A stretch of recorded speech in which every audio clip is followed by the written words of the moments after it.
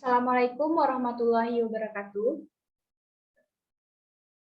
Selamat siang, salam sejahtera untuk kita semua.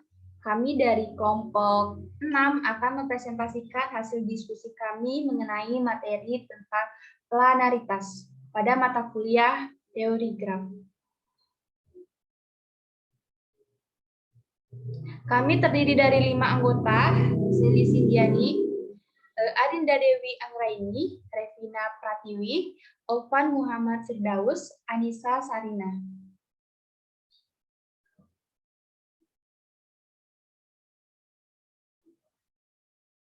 Langsung saja pemateri pertama. Baiklah, terima kasih kepada moderator. Di sini saya akan menjelaskan mengenai definisi dari graf planar.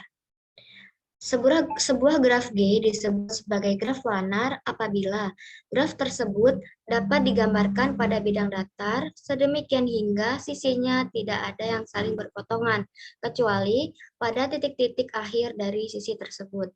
Nah, ini adalah contoh dari graf planar. K1, K2, K3, dan K4 ini merupakan graf planar. Nah, di K4 ini merupakan graf planar juga karena jika K4 atau graf yang di sebelah kiri ini kita ubah sedemikian sehingga akan menjadi graf yang tidak saling berpotongan atau disebut juga dengan graf planar. Selanjutnya. Nah, seperti yang saya katakan tadi, bahwa graf di atas merupakan graf planar karena graf tersebut dapat digambarkan kembali tanpa ada sisi-sisi yang berpotongan. Untuk graf keempat mungkin saja termasuk graf planar, karena graf tersebut dapat digambarkan kembali dengan cara berbeda yang sisi-sisinya tidak saling berpotongan. Nah, ini juga ada contoh dari graf non-planar. Graf non-planar itu jika graf yang diberikan sisi-sisinya berpotongan, maka bukan merupakan graf planar. Nah, ini ada 3 graf, ini bukan merupakan graf planar. Karena jika ketiga graf ini kita ubah sedemikian sehingga graf tersebut masih tetap berpotongan, maka graf ini bukan merupakan graf planar.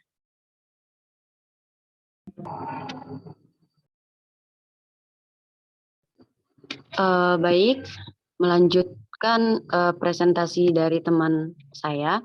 Kemudian planaritas suatu graf. Suatu graf dapat diselidiki apakah planar atau tidak, dapat dengan menggunakan yang pertama itu teorema formula Euler, kemudian yang kedua teorema akibat 1, kemudian yang ketiga teorema akibat 2, keempat teorema akibat 3, kelima teorema akibat 4, dan keenam itu teorema akibat 5.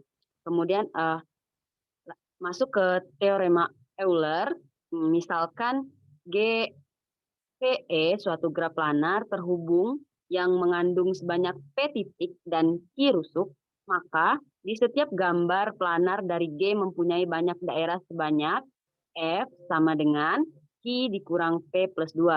Rumus Euler untuk graf planar, jumlah wilayah atau F pada graf planar dapat dihitung dengan rumus N dikurang E plus F sama dengan 2.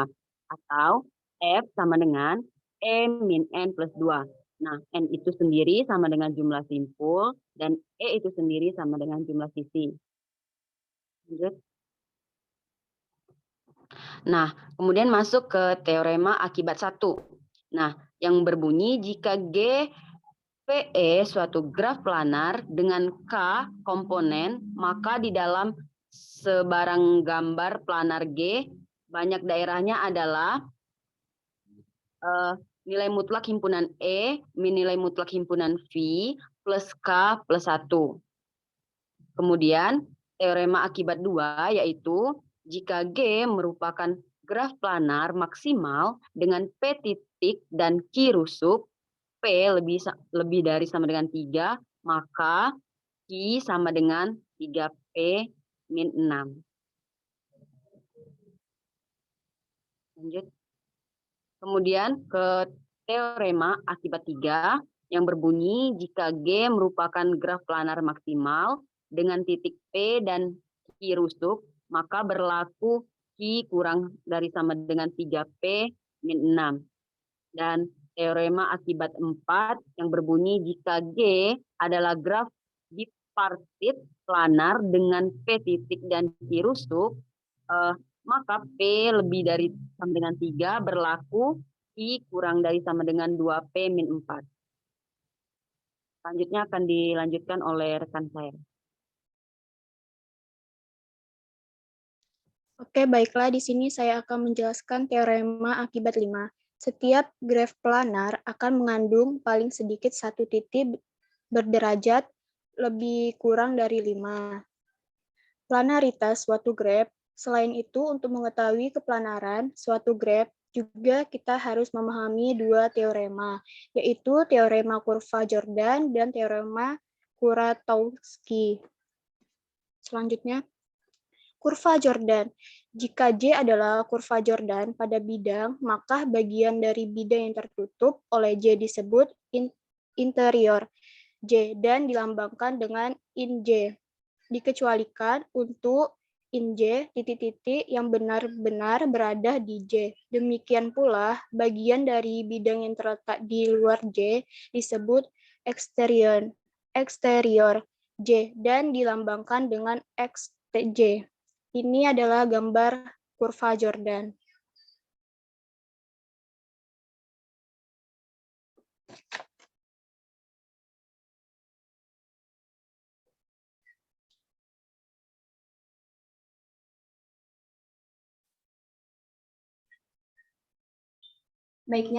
Baiklah, selanjutnya akan saya jelaskan tentang kurva Kuratowski.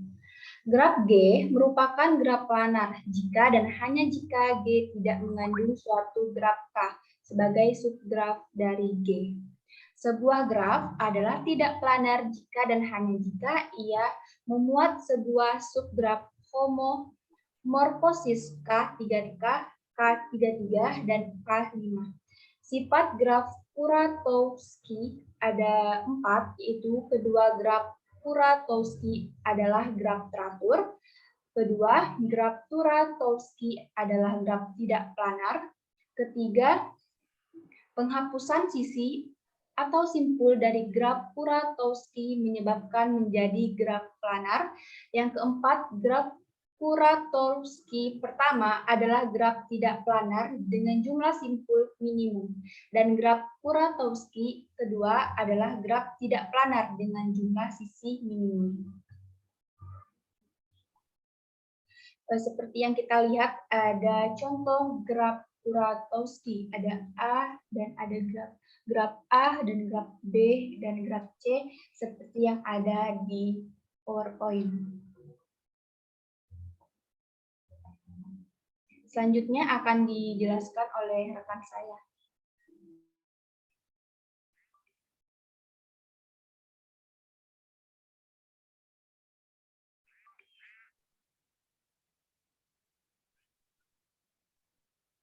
Kepada Opan, saya persilakan.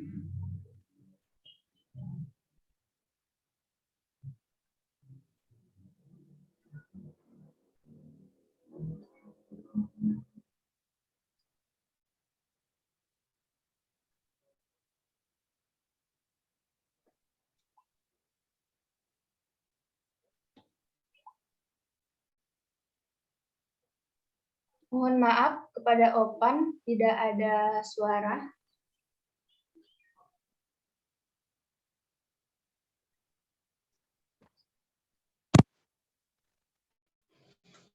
Cek, apakah ada suaranya? Ya, udah ada. Baiklah, saya akan menjelaskan contoh graf Kuratowski yang pertama graf A, graf B, dan graf C. Nah, graf bidang, graf planar yang telah digambar di bidang datar sedemikian rupa sehingga tidak ada dua sisi yang berpotongan disebut graf bidang. Next. Nah, ada juga contoh graf bidang. Graf bidang A, B, dan C. Di mana A bukan graf bidang, B dan C merupakan graf bidang. Nah, di sini sudah ada penjelasannya. Sisi-sisi pada graf bidang membagi bidang datar menjadi beberapa wilayah. Jumlah wilayah pada graf bidang dapat dihitung dengan mudah.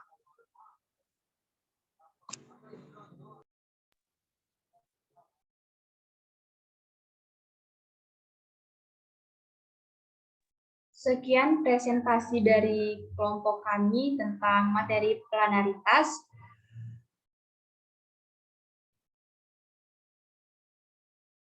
Atas perhatiannya kami terima kasih. Semoga hal yang kami sampaikan ini dapat bermanfaat untuk pembelajaran teori graf ke depannya. Saya akhiri, wabillahi taufiq wal hidayah. Wassalamualaikum warahmatullahi wabarakatuh.